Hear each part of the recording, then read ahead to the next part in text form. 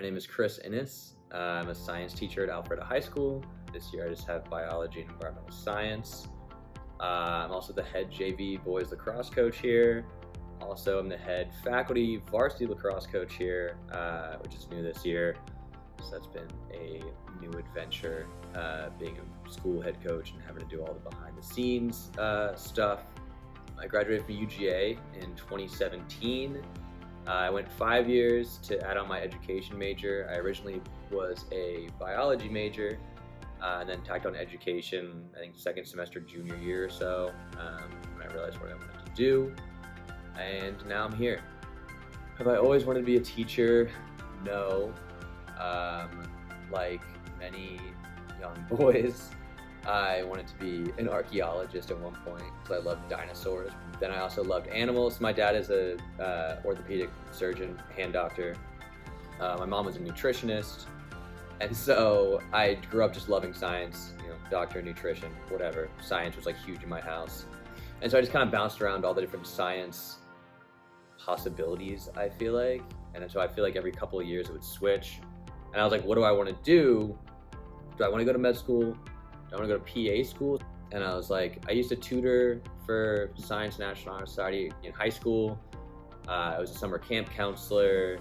I worked with kids a lot. I was like, what if, I take an education class. I took educational psychology, just to kind of like dip my toe in the water. I thought it was really cool how like different kids learn in different ways and how you can teach the same info to a kid, but just based on the way that they learn it, they may or may not pick it up. And I thought it was interesting and kind of cool to think about the content of biology or science and then figure out how to get that info across to those different types of learners.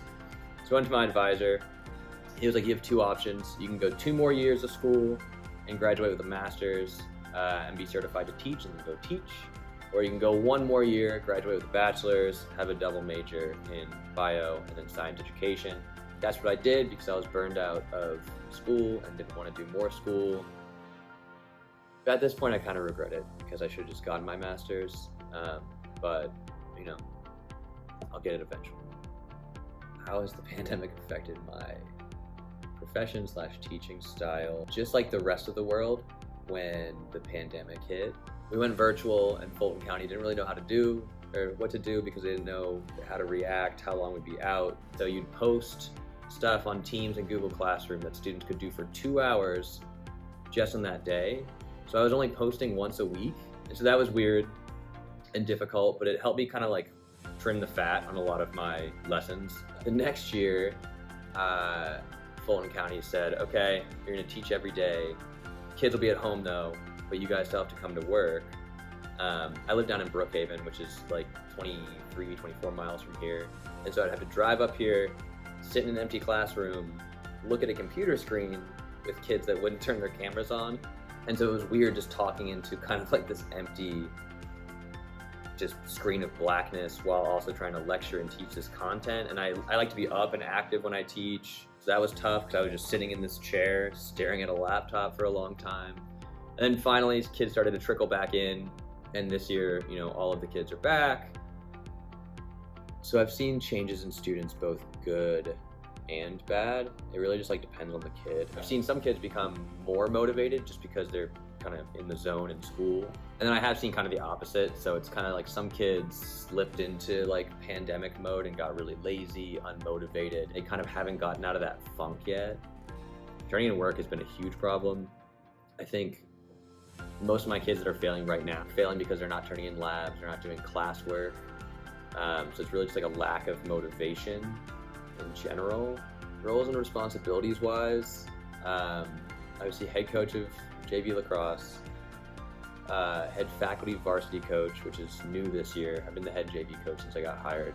I'm the co-sponsor for the environmental club. I'm the lead environmental science teacher. And then lunch duty. Lunch duty is forced, so you can choose between morning duty and lunch duty. I just always choose lunch duty because I just like kind of need to walk outside on the patio, it's sunny outside, whatever, talk to kids, interact with kids that you don't see in your classroom, which is cool, kind of broaden the spectrum of lives that you can influence. So when I graduated from UGA, in 2017 and started teaching eventually. I was 23, which was very interesting. I student taught biology and earth systems, but I had more biology, so it was more interacting with the freshmen. And so me being 21, 22, student teaching, interacting with 14, 15-year-olds, like there's enough of a gap where, you know, if you wear a tie to student teach to look older, they're like, oh, like they have no concept of how old you are. So third, fourth, whatever class, I had earth systems, which is generally a junior senior class, so the kids are 17, 18, I'm 23. And so I remember how they found out how old I was. So they would ask me and I would just kind of ignore them and just keep lecturing or whatever I was doing that day. When it clicked, like they kind of started walking all over me because I was new to the school. They knew I was 23. It didn't matter anymore if I wore a tie or if I had a beard. Like the secret was out. And so I really struggled with classroom management my first year. I would try to be strict, and it was really tough at first. Yeah. What have my students taught me? I think they've made me more emotionally intelligent, and by that I mean like they made it easier for me to put myself in their shoes. It's super easy to be like, you're not doing what you're supposed to, that's bad, change it, get your grade up. They taught me how to, one, I guess, listen as well. I feel like I've become a better listener. Then listening enough and hearing them, like truly listening, hearing them, taking it, putting myself in their shoes, and then rather than just the scolding or, oh, you need to do this, this, and this, like working with them and, you know, their problems to still fix the problem, but in a different way than just, oh, you should have done this, but you did this. Here's how we can fix it. But they're still kids at the end of the day. Like, I wouldn't say that I totally matured, honestly, until I was probably 25, 26. But like along the way, you learn, and then sharing those experiences, like I've matured a lot. And I think the kids do have a part in that, helping me mature. And like I said, just become more emotionally kind of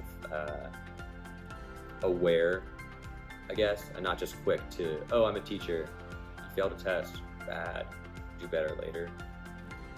All right, the main piece of advice that I would give to people in high school in general, or people that are struggling in high school, is work on your time management. And I know that sounds very teacher of me saying work on your time management, but it's not just talking educationally. It's talking about like learn how to balance your time and spread yourself out, and balance all aspects of life, right? Like sports, family, relationships, friends.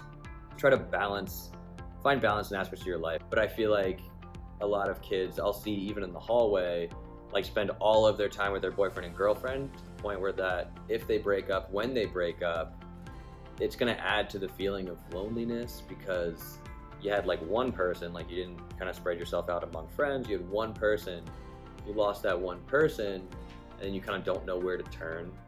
So if you can figure out a way to balance sports, school, still talk to your family, call your mom, tell your mom you love her, while also weaving your way through the romantic relationships that happen in high school. And, you know, procrastination, I still do it, it still happens. But just try to like mentally stay organized, make a to-do list. It's gonna help time management, so I'd say time